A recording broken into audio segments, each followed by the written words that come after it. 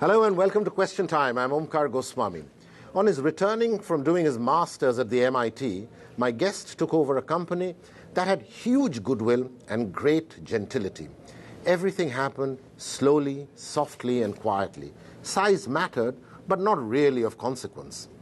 The man who you will see today changed the face of the company. From being a historically recognized, gentle player in the FMCG space, a trusted old Fiat, as it were, to a high-powered four-engine jet engine firing on all cylinders, without giving up on basic values. Meet Adi Godrej, chairman of Godrej Consumer Products Limited, and the grey eminence, as it were, of the Godrej Group. Adi, thank you very much for coming on the show. Good being Grey here, eminence. Okay. Grey eminence is a nice one to call you now. Describe the Godrej Group when you came back as a young person, having finished your master's from MIT. Well, this was in 1963. The turnover of the group, we were a totally private group. The turnover of the group was about 10 crore at that time, which was with the exchange rate at that time, roughly It was 5 rupees. $20 million. Yeah. And of course, since then we have grown at a compounded annual growth rate of about 17–18% per annum. Our growth was rather slow until 1991, when the opening up of the Indian economy took place. Licenses were difficult to come by, expansion was restricted, you couldn't do what you wished, you couldn't get machinery that you needed. But after 91, we have accelerated our growth.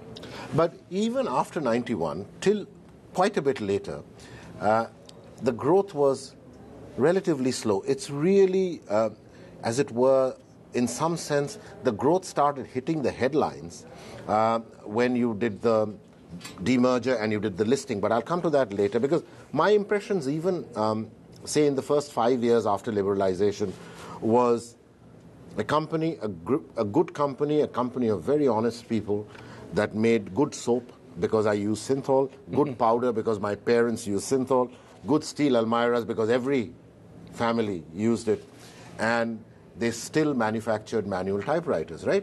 So it took some time. It wasn't immediately after 1991. No, but for example, in 91, we were already, we got into, once the economy opened up, we got into a lot of plant and equipment manufacture for the refining industry, for the chemical plant industry. We started supplying products for the Indian space program, for the Indian nuclear program.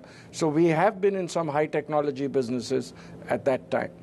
But most of them are really not, no one knows much about it. Because no, unfortunately they are not. They're in a private company called Godrej and Boyce, but they are quite high-tech businesses, which we were in. Then we went into some joint ventures once the economy opened up in 91. A joint venture in appliances with GE, a joint venture in personal products with Procter & Gamble.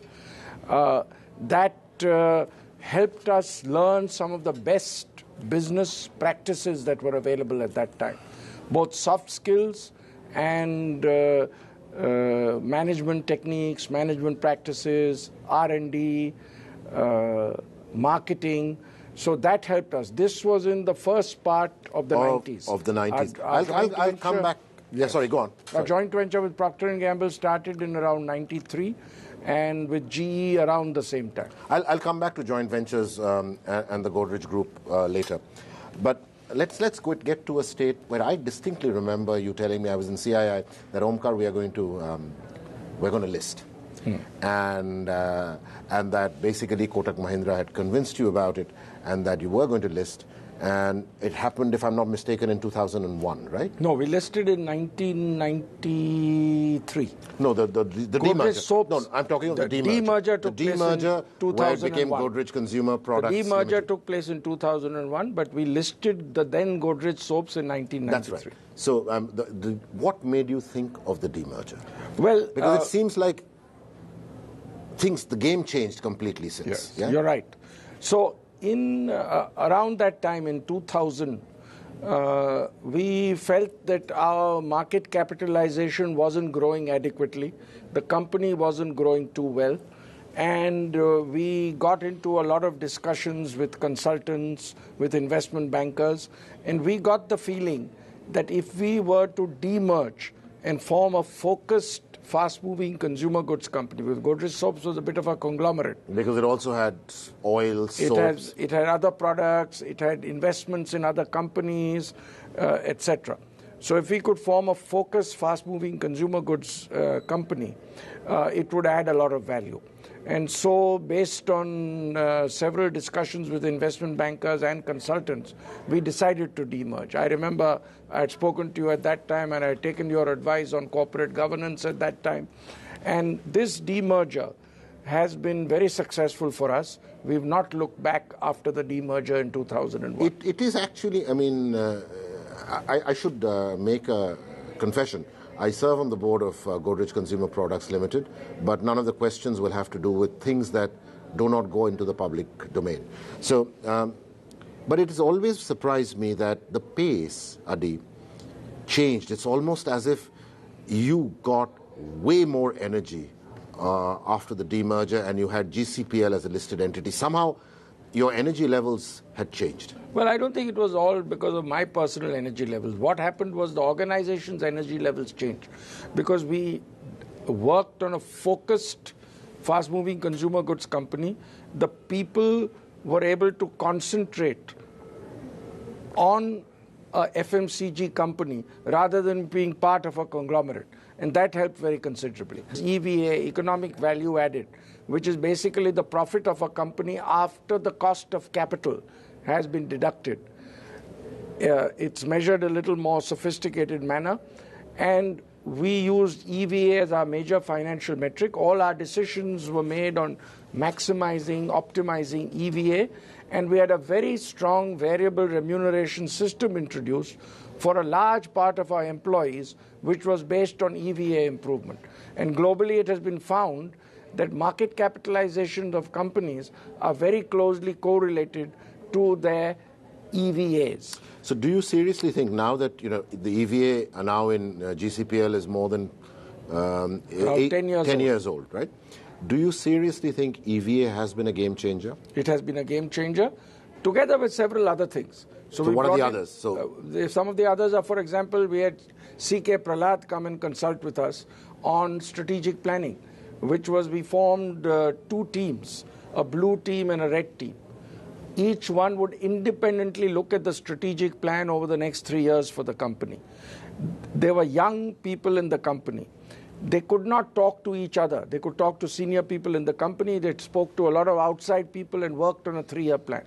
Then we picked out the best of these and formed what we call a plum team, a combination of a blue and red team, and implemented that plan. That helped us a lot. So several other things like bringing in very strong IT systems, bringing in a lot of Japanese management methods, all that together helped us improve dramatically. But the one thing that, for a person such as you, who likes to bring people along, the one thing where your group has not done very well is you've not been very good with joint ventures. Well, I disagree with that. I'll tell you why. Because none of your joint ventures have succeeded. Some of our joint ventures have done very well. The joint venture with Procter & Gamble was very successful. It was profitable from day one. Procter & Gamble decided globally that toilet soap was not going to be an area of concentration for them, or area of focus. So they discussed with us and we amicably separated. But by that time, we had picked up huge knowledge in several fields, including R&D, market research, advertising. The one with GE was certainly not amicable. The GE was also quite amicable, but GE decided, I think some of the public impressions on these are wrong. GE decided, because GE decided, Jack Welch decided that if they were not number 1 or 2 in any field, they would not like to continue. GE in India... do explain what I think it's important, people would have forgotten. What was the Godrej GE joint venture? The Godrej GE joint venture was the appliance joint venture. Our appliance business was put into the joint venture. We were number 1 in appliance at that time. However, since in Asia, GE was not even number 5, because the Japanese and the Koreans were way ahead of them, they decided to stop the appliance business in Asia. And that's why we bought over their shareholding in the joint venture. But let me just get back to this, because at the end of the day And today... then we had a very successful joint venture with Sara Lee. But again... Sara Lee decided to get out of the household products business globally. Strategic decision on So that. So we bought them over. Is it a case of serendipity that you always have joint ventures with people from whom you learn and then they decide to get out because it's not a part of their wider strategy? They decide to get out, but I also believe that joint ventures are not supposed to go on forever. They are useful to both parties for a while. Once they are useful, you leverage them to the best possible manner. After they are not, you amicably decide to change it. So your basic point is that the cost of keeping a long-term joint venture is probably higher than the returns. Yes, probably. In the long term, it's not likely to work over a long period of time, not with two strong partners. We're going to take a short break, Adi. When we come back, we're going to talk about the group, the business, the family, and lots of things put together. So we're going to take a short break. Stay with us. When we're back, more on the Godrej Group and on Adi.